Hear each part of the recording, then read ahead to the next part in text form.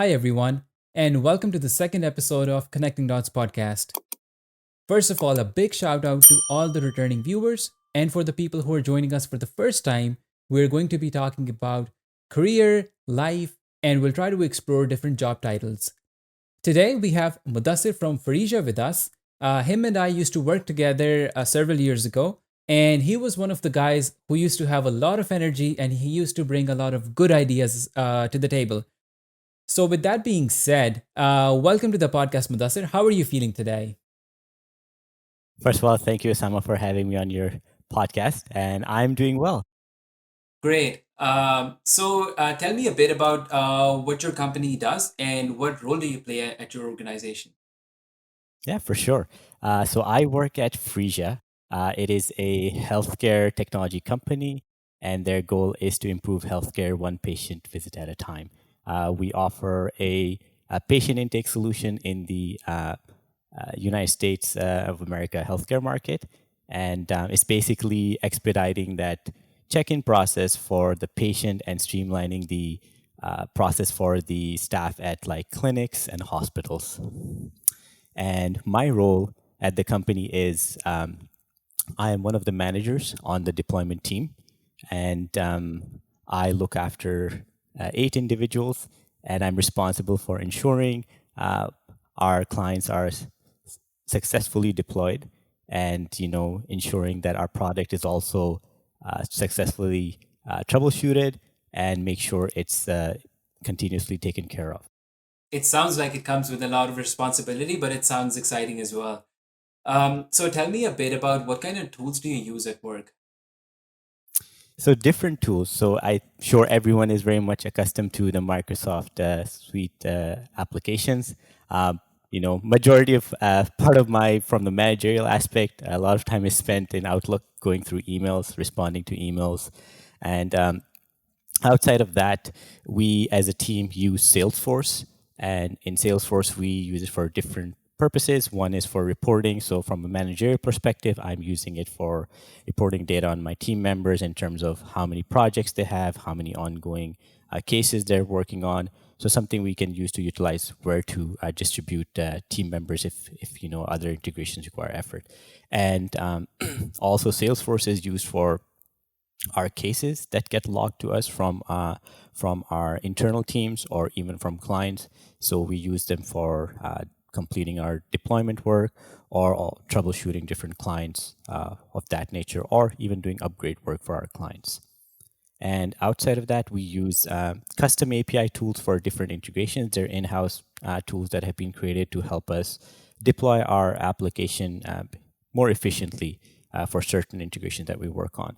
And we have some other in-house applications for troubleshooting our application. So, we deal a lot with patient data. So there it has to be HIPAA compliant, and so we just have certain elements there that help us work through those different troubleshooting scenarios that we come across. Another tool that we use, it's called Sumo Logic. It's an organization whose services we use. It's mainly for tapping into our integration logs for our software that we deploy on the client server or on our servers. So just reading different log entries that are pertaining to different scenarios for troubleshooting, or just in general to see how our integration is working. And I think one other application is we use SQL. So that is mainly for troubleshooting aspects. So when we get cases, we go into the different tables or databases to understand what potentially is causing the issue and what the behaviors we're looking for. Great, great. So, it feels like it's a mix of both in house as well as third party softwares as well. So, considering your experience, what do you recommend that a candidate should have on their resume if you were to hire someone for your role, essentially? Yeah. What technical skills would you want to look at their resume, and what kind of soft skills do you think a person should have in order to be successful in the role? Yeah. In terms of technical skill set, we have a diverse group of people on our team. They come from different technical backgrounds. Different engineering backgrounds. Some are in computer science. Some are in electrical. So I think if you have the ability to understand technical concepts and you're able to take a challenge, I think that's really personally what I'm looking for. And the biggest thing in terms of social skill set, willingness to learn. And I say that is perhaps we can talk about later, but is that I actually don't come from a technical background. My background is more so in business or economics, and I kind of veered off the path. But here I am in IT, so I think I'm one of those examples where at least I just use myself.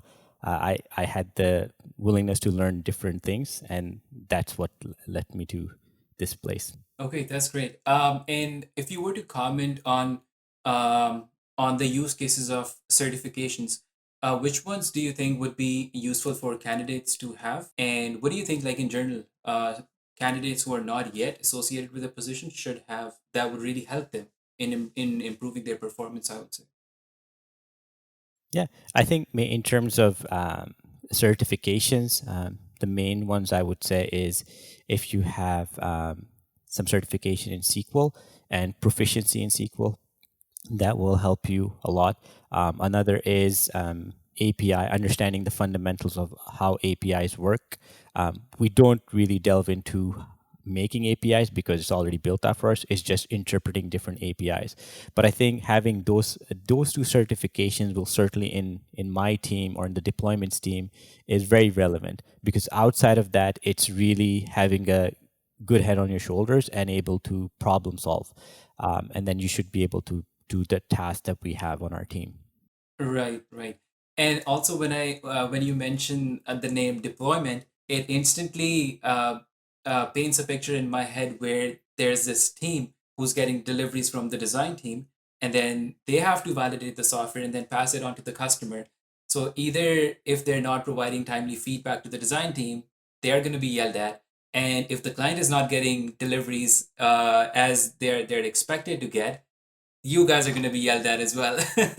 So Yeah, can you please pretty come much. Yeah. exactly, yeah, so can you please comment on the fact that how is the work culture like at your organization, and how do you guys balance this kind of stress at work? Yeah, I think it the first thing that comes to mind in terms of work culture, thriving. It's fast paced and it's evolving.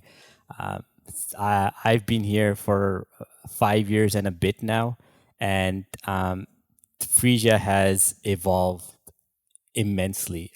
It's known as a patient intake solution, but there has been the word I'll use. There have been add-ons and evolutions of the product. Like this functionality has come out, and even today, even now, when I look at like the emails we get for releases, like every month some new functionality or every few weeks something has is coming out. So that's thriving, I would say, and fast paced and evolving is the main one. But then at the same time, there's a culture of people wanting to learn. There's always lots to learn. We have a very, I would say, overall a young demographics at Phreesia for the people who are employed there, but they're just ready to learn different things, right? And they just want to do more. And outside of that, in terms of culture, like in terms of if you're talking about like on my team, it was my personal team tradition. Outside of all the other things, it's just like if just to celebrate small things, right? And the main things were like even if it's someone's birthday, I'd like to celebrate that just to recognize them for that as well. I used to when we used to be in the office, I used to actually go out and this was before even becoming a manager. I used to go and buy mini cheesecakes for my team, so whoever it is, but I would get it for the team That's at large, amazing. like at, and celebrate that team member's birthday, right? Mhm. So we are at the end of the day like one team, but we're collective, right? So we share in that Great, spirit. great. And I believe the way, if the culture is very cohesive and it promotes that the people should be willing to take risks, they should be willing to take challenges, and most importantly, decisions on their own. I think that's a very empowering feeling, and I think that's one thing that might lead them towards, that might help them to step on the leadership ladder. I would say in the corporate environment. Have you witnessed young leadership at work? Yeah, I definitely have witnessed young leadership. I mean, it's people have. I would say that perhaps even if you're talking about like younger than me, I'm sure that people join earlier, and they've gotten up to higher levels and achieved that success. And I can't think of any names in particular, or but I've seen individuals that are there. And I mean, if I were to put myself again, it's I started as a level one support at agent. I worked on the support side. Um, how I evolved. 6 months I worked there. Then I got into deployments, and ever since then I've been in deployments. But I worked through the ranks. From deployment 1, 2, 3, 4, now up to manager, and it's over 5 years. I think success has happened for me, and I believe there are other individuals in our company who have also achieved such a fast growth and success, if not more. Great, great. And with the title of manager, I believe that a person is not just a leader, but I would say someone who's out there for his or her team and is out there to inspire people as well. So, what is that one core value that you care about deeply as a thought leader in your company? I think the one main one that I can think of as a leader is just empowering others, giving the individual the chance to learn. It feels at times that maybe when as managers, maybe you should be micromanaging. But when we start micromanaging, it feels that that individual will not grow. You're just in a way getting in the way from their full potential. Let them dabble, let them experiment, let them within the confinement of what the role is, right? Let them do the necessary things to understand how to get ahead. Okay, that's amazing. And just one more question before I finish off with a very corporate related conversation would be that the fact that you mentioned that you didn't have a background in tech, but now that you were acing in your position, so tell me a bit about how did you develop an interest for the position and how do you keep it alive? Yeah. Well, it was very the way it happened. It's very different, right? I was like, man, I always had a part of me was like I wanted something tech related, like an inspiration. Maybe I wanted to build something tech related, and I knew I didn't have that skill set because I didn't go to school for that. But I also thought that it would be cool to actually be part of a product that is a success, right? Or a company that is a success. And pretty much I saw Phreesia and I'm like, oh, okay, they seem to be working in a very cool space, healthcare technology. And I said, okay, let's take a shot at this, right? I mean, I'm coming from non-tech background, but I think I can prove to them that I have the capabilities as an individual to excel, right? I might not have the technical skill set, but give me that shot, give me that chance to prove myself, right? And I think that is what happened. The people who interviewed me 5+ years ago, they saw something in me. They gave me the chance. Okay, this person is probably smart. Hopefully, let's take a risk with it, right? And I think that's what I did. And at work, my personal mantra was, okay, you know what? Instill best practices. Be committed, be dedicated to the work that you're doing. Show that you care about the work that you're doing, right? And leave the rest to to results. See how things come across, and eventually I will prove to my managers that hey, this is the reason why. Outside of that, I was always curious, right? I always had a curiosity, and I wanted to personally at work be like, okay, I want to learn this, I want to learn this, and I would pace myself in a strategic manner, not to just burn myself out.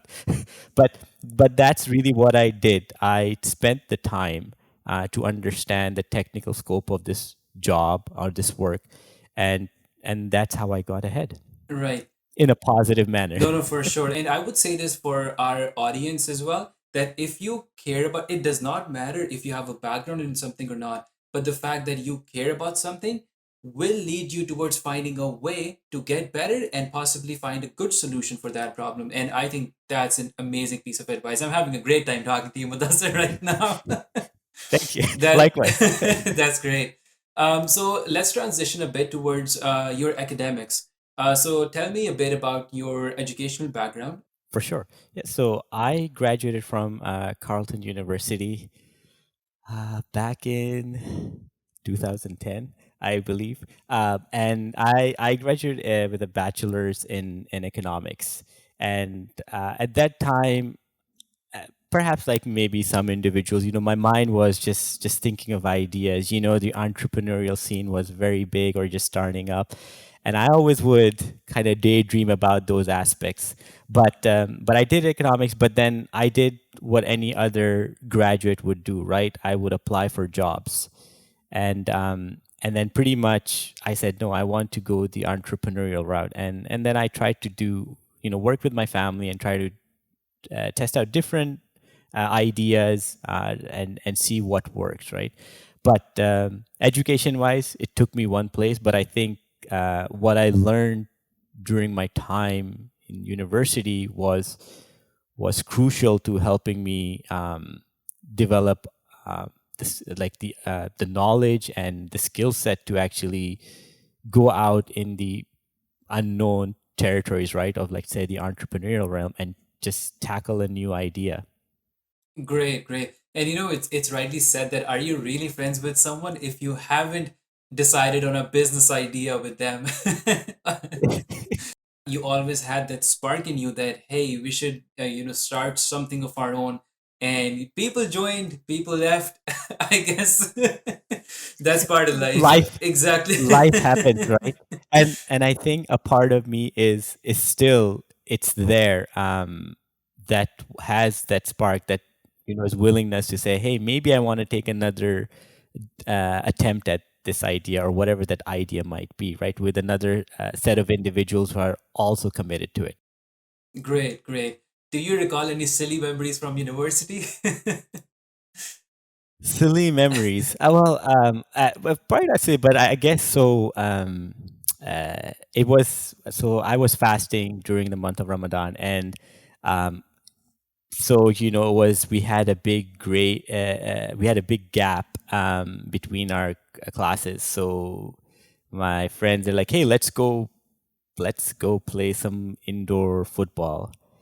And for some reason, it occurred to me, it's like, yeah, I was told I ran fast, right? So I said, and they hadn't seen me, but I was fasting as well. They knew that, but I'm like, I'll be Yeah. fine, I'll be fine. And then they said, okay. I'm like, what's the game plan? I told them, like, look, I don't know football really well. All I know is I have to run to the other end, right, and get a touchdown. I said, just get me the ball, right? Give Right. me the ball, and the rest is on me. Yeah. And I just sprinted, and I still remember that I just, and everyone's jaws were dropped. They're like, "How did you do that?" I'm like that. I was like trying to compose myself. Give me a minute, and I said, "I don't know how I did it myself, but I Yeah. did it." So, but that's one memory that kind of still Yeah. stays with me. I guess if it's silly or so, but yeah. Yeah. So that's one memory. Nice, interesting. So talking about the entrepreneurial side of things, what's one of the hardest challenges that you had to face in your entrepreneurial journey? The hardest challenge is just coming up with an idea and then executing on it, because the idea that you're thinking of, someone else has already thought of it. That's the reality of it. It's just, how do you execute it better?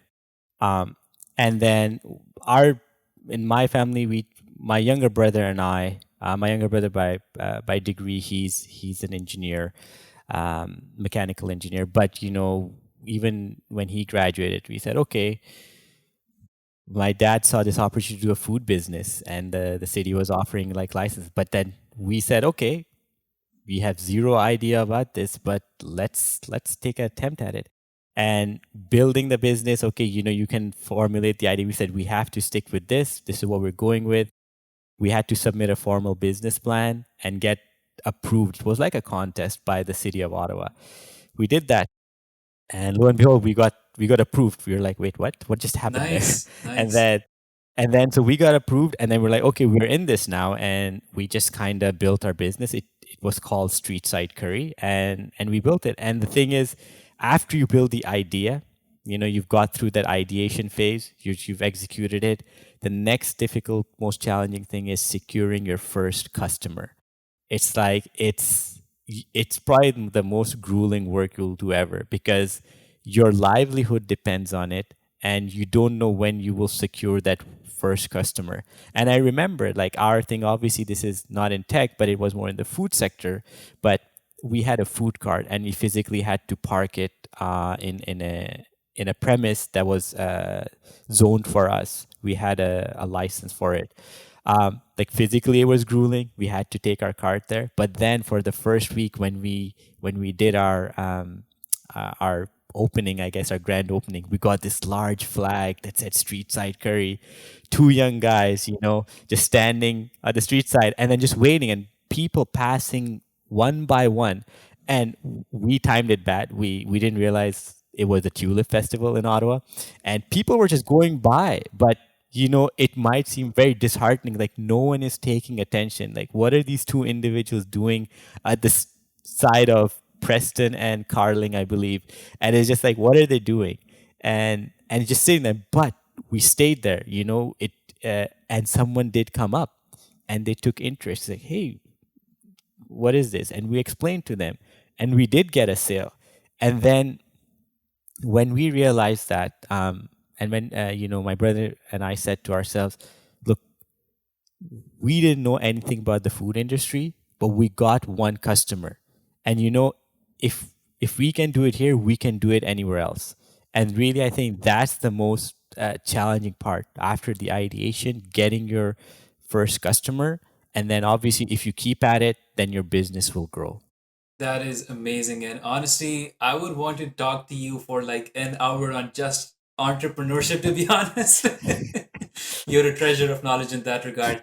But, anyways, just staying on track, how do you define success? I think success is different for everyone, right? Success, I think, in my point of view or in my assessment, is incremental growth in something. Success can be in relationships. Success can be in career. Success can be in managing finances, right? Success can be in your education. It really is depends on the individual, right? I mean, now I permanently work from home. That's what my life has become. But I've decided I need to do a little bit of workout, right? Because I'm sitting on a chair 9 to 5. Yeah. So we bought a rowing machine, and my thing was, okay, let's try it. But my success, I said, okay, I need to do at least 100 rows. I'm not going to do something that's extremely difficult, but I think this is magic, because I just tested the machine out, and I in one attempt I was able to get to 100. I'm like, great, I did 100 rows. That's success, right?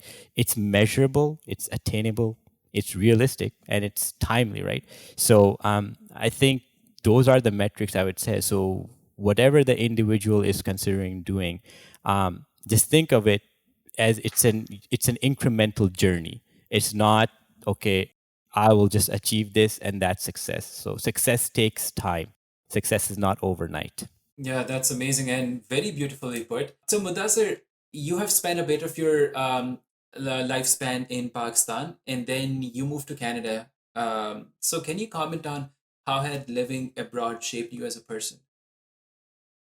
So it actually, I was 10 years old when I moved to Canada with my two brothers and my mother. My father was still supporting us financially overseas, but I actually moved from the Middle East, specifically Qatar, and it was difficult, I guess, for when you're 10 years old and when you're young. There is definitely that culture shock which I went through, because you're at that age of maybe you're building friends, and all of a sudden you've just come into a new country and you don't have friends, and you're very young, and you're like, what's happening here, right? Things look different, the atmosphere is different.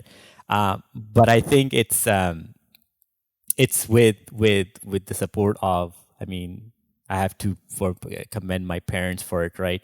And just raising us and getting through us, like when just moving kind of difficult, but we held up together, and then we got through the difficult times, and we I was able to adapt after that. So even my youth might have been a little bit different, but I was able to understand and adapt at that age, and build this as my place to be and my home at the end of the day. Right. So I just wanted to ask a little bit about mentorship in your life, because it's just like somebody being with you and just helping you out in your experiences while you tackle your life. So I think mentors play a big role in our lives in shaping who we are as a person. So who had been your mentors and how did you connect with them? Yeah. I mean, the first mentors I would say would be my parents, right? I mean, the upbringing is probably the first place that it all starts at. So, like I said, in my early age, it was my mom and dad. But then even then, when we immigrated to Canada, even though my dad was overseas, he would call us every single day just to check in. And then my mom, who decided to raise three boys. That was her full time job. But learning from her, right?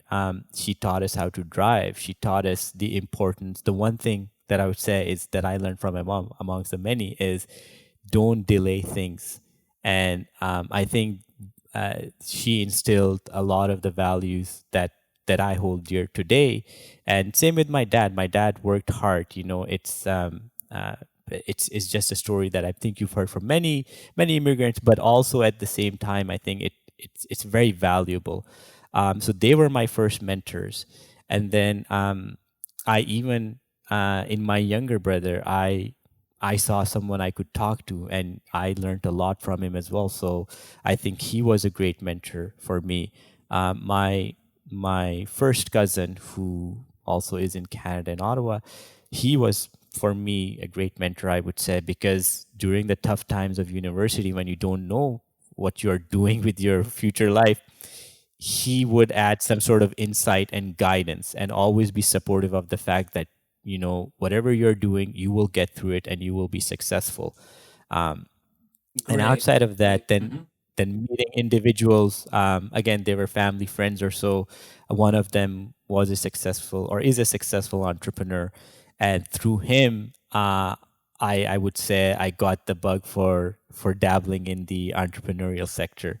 So a whole lot of different people to say thanks to, for getting that, for being my mentors, and for building a part of me that actually is what you see today. Right, right.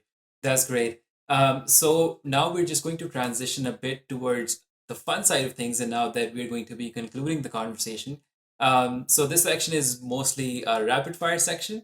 So you were not expected to give like long comprehensive answers, but the first thought that comes to your mind, okay? So with that being said, what things excite you in life in general? Challenges and solving problems. Amazing. If you were given an opportunity to solve one global issue, what would it be? Oh man, I think climate change is going to be a big one, or in Canada, housing prices. I would say. Great. What's one of the most valuable lessons that you've ever learned in your life? You're putting me on the spot. Um, I think like I'll go back to like what I learned from my mom, especially. It's like, don't delay things. Because I think if you delay things in life, when an opportunity comes by, take it, whatever that opportunity is. Because if you delay, if you procrastinate, you're going to miss out things, and then it will probably come back to hurt you, right? And you all can probably relate. I wish I could have just done this a little bit sooner, right? And then it piles up. And as you grow up and as you get older, which we all are, I mean, you and I, we realize that time is not necessarily with us, but it's something that responsibilities pile on. And so if something comes to your mind or you're tasked with, just do it. I think that's probably one of the biggest lessons that I've learned. Okay, great. So lastly, do you have an active online presence? And if so, where can our audience connect dots with you? I'm not that active online, but I can be found on LinkedIn. So now we'll wrap up our conversation, Mudassir. Thank you so much once again for being with us today. And I had a great time talking to you, honestly. And I hope that our audience are going to have a great time listening to our conversation and maybe draw conclusive insights from it. So with that, we'll let you go. Thank you so much once again. And for the audience, take care and stay tuned for the next episode.